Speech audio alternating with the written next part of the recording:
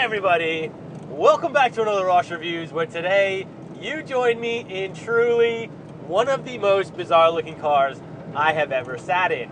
And that's because it is a JDMK car truck that they call the Daihatsu Midget 2. And yes, I know, probably not the most appropriate name in 2023 here, but hey, you know, it's a midget. Man, 3-cylinder, 660cc, just like any other K car from Japan. Though this one, it does have some really cool, funky features that a lot of K cars just don't have. So obviously this is a little mini truck. So when you look at the back, it's got a bed liner. And fun fact was, this was really a popular vehicle of choice for Japanese bar owners because it perfectly fits kegs in the back. You know, you can nip around those little tight streets, you know, in the night districts in Japan. And yeah, they were super popular, these things, and, you know, for good reason. It's interesting as well because sitting in here, it is a 2-seater, so this is a fully optioned Midget 2 because this has the AC, it is a automatic, and it has the 2 seats. So you can get these in a single-seater, and you know what I mean? You just look at this thing, it's got these kind of bug antennas for, you know, side mirrors. The spare wheel is mounted on the front, and it's just really interesting to look at. And when you sit in here as well, it's just unlike any vehicle I've ever been in.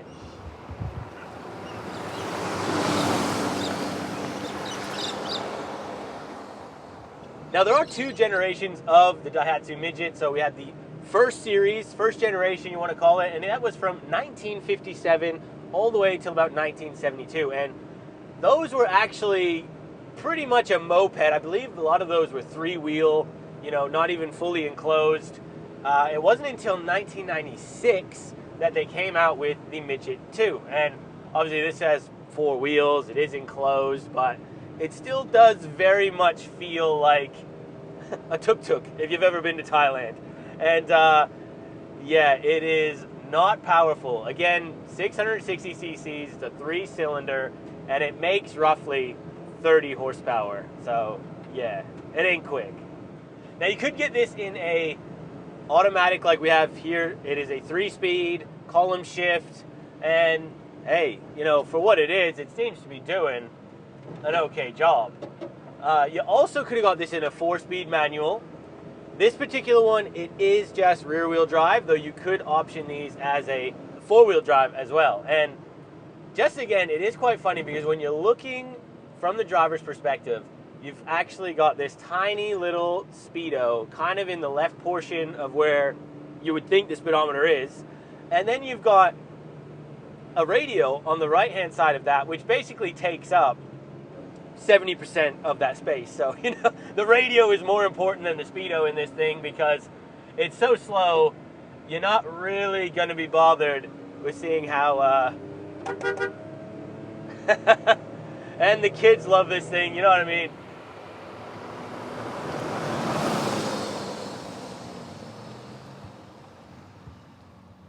Now, I don't know about you guys, but if I was going to have a second person in here, I would want to be very close to them because you are absolutely going to be all over whoever sits here. And yeah, I'm not a big guy, and even another one of me here would be an absolute struggle. You know, you would be just doing this, trying to drive sideways. Yeah, you'd want to be close mates. I do believe this, in terms of like curb weight, is something like 600 kilos. It is really light. You know, there is nothing to this thing. I'm pretty sure, you know, a couple of us could lift this thing and just take it wherever we wanted. And that's kind of the cute factor of this vehicle. But in terms of like a payload capacity on the back, I think it was about 150 kilos-ish. So, you know, look, it's not huge, but like I mentioned before about the Japanese bar owners, you know, you could chuck a couple of kegs on this thing, run it to your bars, and, you know, in terms of stuff like that, this, you know, it's practical.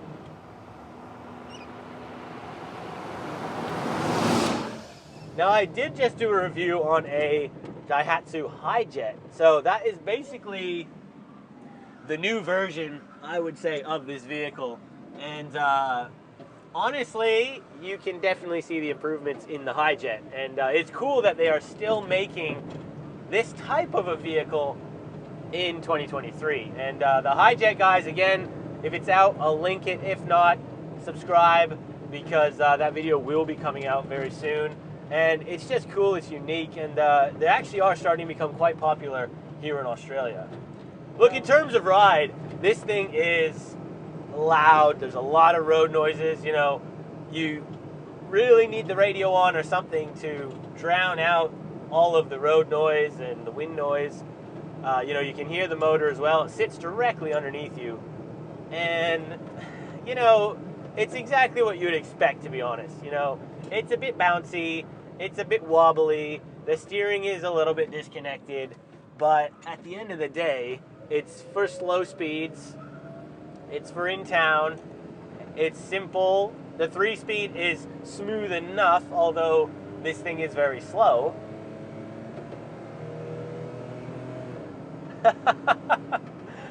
It just gets the job done, guys. These things were built to be as economical as base model as possible in Japan, and that is what they are. You know, this one is pretty flash, to be honest, with the second seat, an aircon unit, and an automatic. So, you know, that was luxury for a K car back in the 90s. So, yeah, these things are just cool. Yeah, I love this thing. Now, guys, if you're enjoying this type of weird, quirky content, please make sure you hit that big red subscribe button. It definitely helps out the channel. It allows me to find other cool cars to review, travel the country, and bring this type of content to you guys. So, yeah, look, it's a lot of work here, guys, but I love it. And days like today, you get to go into something weird, interesting. It's an awesome job. So I'm glad you guys are here watching. Now, look, in terms of price, obviously it's going to fluctuate because it depends on what somebody's willing to pay for this thing. And to be honest, the K car scene is really starting to get popular again, so prices are starting to go up a bit. But, you know, if you're in Japan, a midget like this, you know, you could buy one of these things for a few $1,000s quite easily. You know, obviously if you're going to bring one to Australia, you got to import it, you got to comply it. The regos, you know, getting it road legal will cost you a little bit of money. So if you were going to buy one of them here in Australia secondhand, you know, I wouldn't be surprised if these were like 10,000 bucks plus. Just because of the weirdness, the cuteness, you know, collectability to some sort here as well. And it's a talking piece, you know what I mean? Especially, again, like if you've got a business, you wrap it, people are going to see you, they're going to notice you, and I think that's good. And that's the thing. Absolutely everybody loves this, you know. I'm out in the country, I've only passed a few people, but every single one has stopped, smiled, waved. And that is exactly what you want from this thing, because that is the beauty of it, the joy of it. It's so cool.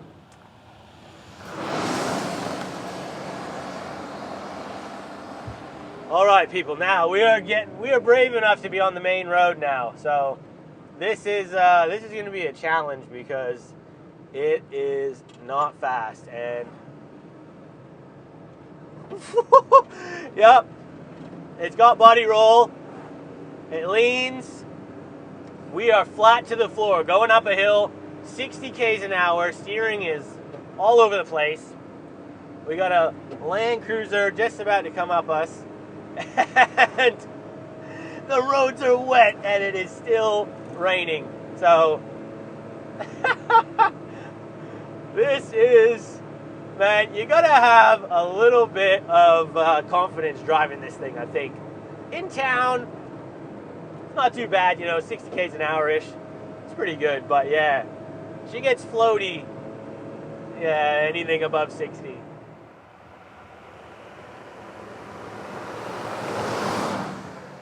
All right, people, we are going to attempt this look, I have got no faith that this is actually going to work. And look, we're going to have to go slightly around corners and up hills and stuff, but we've reset the draggy. Let's go. Here we go. Come on. Come on, the Midget 2. Let's go.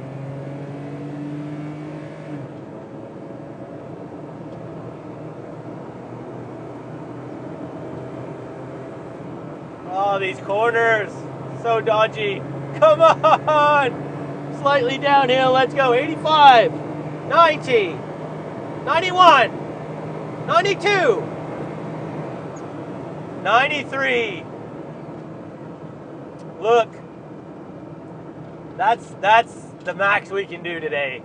We could not make 100. We got to 93. I saw it. Unfortunately, let me just pull over. I'll have a look at these analytics. Maybe you could get to 100 if you had, you know, a long enough runway, but this thing looked like it was tapping out at around 92, 93 Ks an hour. We were actually going slightly downhill there, so let's have a look. All right, so we did get some analytics here. Look, our quarter mile time, we did a quarter mile, was like 23.3 seconds. Our 0 to 60 kilometers per hour was done in about 9 seconds, and unfortunately, we couldn't make it to 100. We made it to about 93 kilometers. I saw it come up. That's on GPS, so, you know, it was showing 100 on the speedo, but yeah, we actually got to about 93. Yeah, I kind of figured that was what it would do. You know, it's NA, 3-cylinder, 660cc, 30 horsepower, guys. That's actually pretty impressive. I don't know, is it? Comment below. Now, guys, I am going to finish the video off here today, so look, a huge thanks to the owners at Stewart's Pest Control. So, guys, if you need some pest work done, hit them up, you know what I mean? They're here in Perth, WA. This was a real treat to just come out, have a look, drive this thing, because, you know, the owners have had this car, I think, for like nearly a decade, they told me, and it really is just cool to see the love they've put on this thing, you know, with the custom little bits. They put their business logos on it.